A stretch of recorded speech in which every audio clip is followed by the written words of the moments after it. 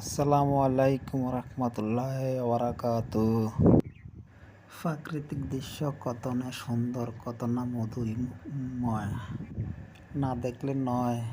পরশুরাম বিলোনিয়া বন্দরের ভিতরের কিছু দৃশ্য। বন্দরের ভিতরে দুপুরবেলা, বেলা 3টা, আসলে কিছুই নেই, একদম ফাঁকা। আমরা দেখার জন্য ঢুকলাম ভিতরে। একদম শান্তশিষ্ট দুপুরবেলা, মনোরম পরিবেশ, রোদের আলো গা ফিনফিন করে জ্বলতেছে। আমি একটু ছায়া খুঁজতেছি, তো ছায়া খুঁজতে খুঁজতে একটু তাড়াতাড়ি হেঁটে ওই ছাউনির তলায় দাঁড়ানোর জন্য যাচ্ছি তড়িঘড়ি করে। ইস, কি গরম! আসলে রোদের তাপ অনেক বেশি, সহ্য হচ্ছে না। যা হোক, পরক্ষণে এসে পড়লাম।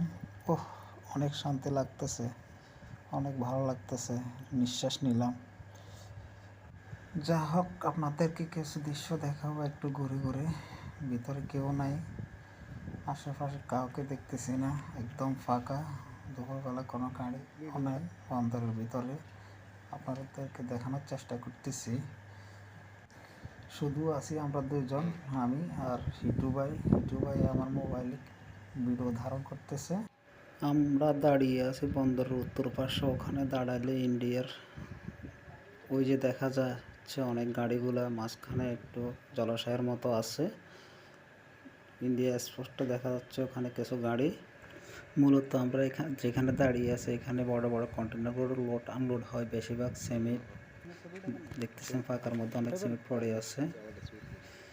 তো যাক, এই সুযোগে আমি হিটু ভাইকে একটু ক্যামেরা বন্দি করে নিলাম, ক্যামেরা বন্দি করে নিচ্ছি।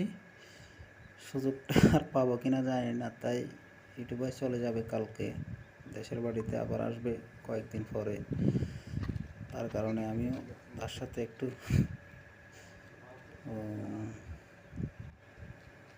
যা হোক, হিটু ভাইয়ের সাথে আমার একটা ভালো সম্পর্ক গড়ে উঠলো। আসার পরে এখানে অপরিচিত লোক পরিচিত হয়ে উঠলো, খুবই ভালো লাগতেছে। আসসালামু আলাইকুম রহমতুল্লাহ।